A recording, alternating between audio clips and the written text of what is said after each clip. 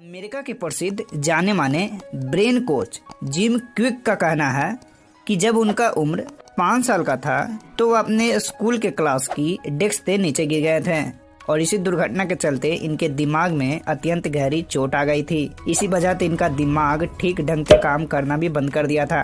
पढ़ाई या फिर किसी भी चीज को सीखने में इनको काफी दिक्कत आ रही थी। अब ये किसी भी चीज को समझ सकने में असमर्थ हो गए थे। इनको सबसे ज्यादा कठिनाई स्कूल में होती थी क्योंकि स्कूल में टीचर जो कुछ भी पढ़ाते हैं जिम को समझ ही नहीं आता था। इन सब चीजों से जिम काफी परेशान हो चुके थे। चोट लगने के बाद जिम क्विक कुछ भी लिखा हुआ पढ़ नहीं पाते थे। जब किसी वाक्य को पढ़ना होता था तो इन्हें बस अलग अलग अक्षर ही दिखाई पड़ते थे जिसका कोई अर्थ ही नहीं निकलता था। क्लास में टीचर जब बच्चों को बारी बारी से पढ़ने के लिए कहते थे तो इनका जब नंबर आता था तो इनके दिल की धड़कनें बढ़ जाती थी और किताबों को ना पढ़ पाने के कारण ये रोने लगते थे। इन सब के चलते सभी बच्चे इन्हें क्लास का सबसे बेवकूफ बच्चा कहकर बुलाते थे। दूसरे बच्चे जब ऐसा कहते थे कि वो देखो बेवकूफ वहाँ बैठा है तो ये बात उनको दिल पर जाकर लगती थी। इसी बीच जब एक दिन जिम क्विक पुस्तकालय से किताबें पढ़कर घर लौट रहे थे तभी जिम क्विक अचानक सीढ़ियां पड़ते गिर गए। इस बार फिर उनके दिमाग में चोट आ गई। हॉस्पिटल के बेड पर जब उनको होश आया तो उनको हालत काफी खराब थी। दिमाग में फिर से चोट लगना उनकी जिंदगी का सबसे खराब समय था। जिम क्विक जब भी कुछ करना चाहते तब कुछ न कुछ काम बिगड़ जाता था। अस्पताल के बेड पर ही उनके मन में ख्याल आया कि ये मेरे साथ बार बार क्यों हो रहा है। जिम क्विक ये ठान लिया था कि पहले वो अपने दिमाग को समझेंगे कि मनुष्य का दिमाग कैसे काम करता है, इंसानी याददाश्त की तरह काम करती है। ये जो समय था उनकी जिंदगी को बदल देने वाला समय था। जिम क्विक सालों तक दिमाग को समझने के बाद दिमाग का वो एक्सपर्ट बन गए थे। इसके बाद ये रीडिंग एक्सपर्ट में भी माहिर हो गए। आज ये दुनिया के सबसे बड़े लाइफ कोच में से एक बन गए। दिमाग को इतना ज्यादा पढ़ लिया कि जिम क्विक बाद में माइंड और मेमोरी के भी ट्रेनर बन गए। आज बड़ी बड़ी कंपनियां के मालिक हो चुके हैं। इवन रिचर्ड ब्रेंसन और एलन मार्क्स जैसे लोगों को इन्होंने ट्रेनिंग दी है और इनके आज भी सलाहकार है। इन लोगों को जिम ने सिखाया कि अपने दिमाग का सर्वोत्तम उपयोग कैसे किया जाए, अपने दिमाग को तेज कैसे किया जाए, चीजों को कैसे जल्दी से सीखा जाए। तो देखा आपने कैसे लाइफ पलट मारती है। यहाँ ध्यान देने वाली बात यह है कि एक लड़का जिसके दिमाग में 2 बार चोट लगने के कारण भी उनकी सीखने और समझने की योग्यता खो गई थी, वही लड़का आज ब्रेन ट्रेनर बन गया। लोगों को ट्रेन करना सीख गया। एक लाइन में कहूँ तो पैशन और डेडिकेशन से लोग कुछ भी हासिल कर सकता है। It's so that's with the help of passion and dedication you can make the impossible to possible. मतलब पैशन और लगन की सहायता से आप असंभव को भी असंभव कर सकते हो यार। नेक्स्ट पॉइंट कहता है हार्ड वर्क। IIT IM से ग्रेजुएट और को फाउंडर ऑफ पॉलिसी बाजार बिलियनर यशीश दहिया बोलते हैं कि मेरी तरह मेरा बेटा भी एकेडमिक में ज़्यादा शार्प दिमाग का नहीं था।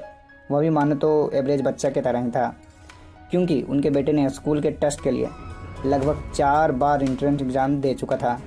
तब जाकर वो अंत में सेलेक्ट हुए थे और वो भी यह एक सैम्पल स्कूल का टेस्ट था, शायद 6 या 7 क्लास के लिए, ना कि कोई बहुत बड़ा कम्पिटिटिव एग्जाम। जब वह लड़का 4th अटेम्प्ट में एंट्रेंस एग्जाम को क्लियर किया तो वह अपने फादर बिलियनर यशीश दहिया को SMS सेंड किया और कहा, पापा 2 तरह के लोग होते हैं, एक तो हार मानकर मैदान छोड़कर चले जाते हैं तो वही दूसरे जंग को कैसे भी करके जीत लेते हैं। इवन 10th क्लास में यशीश के बेटे ने उन्हें फोन करके कहा था कि मुझे लगता है कि मैं अपनी क्लास में सबसे कमजोर और वीक माइंड का लड़का हूँ, लेकिन मैं इतना हार्ड वर्क करूंगा ना पापा जिससे कि मैं सबसे आगे निकल जाऊंगा। और हुआ भी यही। उनके सिलेक्शन ऑक्सफोर्ड में हो गए और वो वहाँ पे इंजीनियरिंग कर रहे हैं। पॉइंट ये है दोस्तों, जिस इंसान का ऐसा एटीट्यूड है, मतलब कि जो इंसान हार्ड वर्क पर्सन है उसे कोई भी नहीं रोक सकता क्योंकि हार्ड वर्क से कोई भी इंटेलिजेंट या यूँ कहें कि कुछ भी अचीव कर सकता है, चाहे उसका माइंड शार्प रहे या फिर न रहे। ये जो काफी लोग कहते हैं ना गॉड गिफ्टेड, ये सब बेकार है, इसे रहने दो क्योंकि हकीकत तो यही है ना कि जो इंसान सबसे ज्यादा हार्ड वर्क करेगा फाइनली वही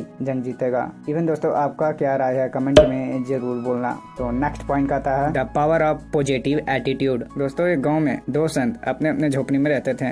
दोनों रोज सुबह अलग अलग गांव में जाते और भिक्षा मांगते थे और शाम को वह भिक्षा मांगकर अपने अपने झोपड़ी में लौट आते थे। दिन भर भगवान का नाम जपते, भिक्षा नहीं उनका जीवन चल रहा था। एक दिन वे दोनों अलग अलग गाँव में भिक्षा मांगने गए। शाम को जब वो गाँव लौट कर आए तो उन्हें मालूम पड़ा था कि गाँव में तूफान आया था। जब पहला संत अपनी झोपड़ी के पास पहुंचा तो उसने देखा कि तूफान की वजह से झोपड़ी आधी टूट गई है। वह क्रोधित हो गया, गुस्सा हो गया, भगवान को कोसने लगा। संत ने सोचा कि मैं रोज भगवान का नाम का जाप करता हूँ, मंदिर में पूजा करता हूँ, दूसरे गाँव में तो चोर लुटेरे लोगों के घर तो सही सलामत है, हमारी झोपड़ी तूने तोड़ दी।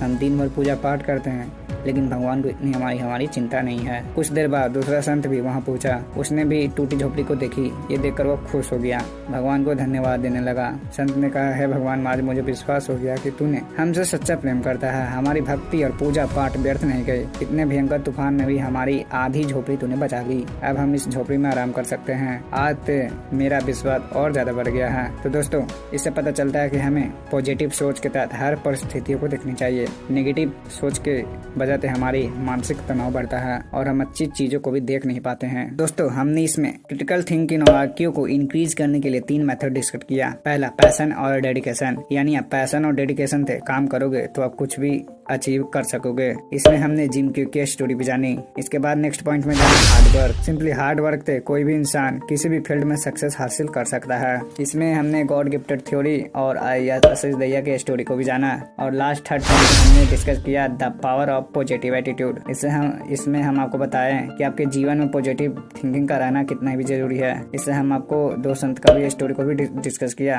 एंड दोस्तों, आप ऐसे ही नॉलेजेबल वीडियोज देखना चाहते हैं तो आप मेरे चैनल को सब्सक्राइब कर सकते हैं। आप कमेंट करके ये भी बता सकते हैं कि नेक्स्ट वीडियो आपको किस टॉपिक पर चाहिए। तो जल्दी हम आपसे दोबारा मिलेंगे। तब तक के लिए goodbye, bye bye, take care.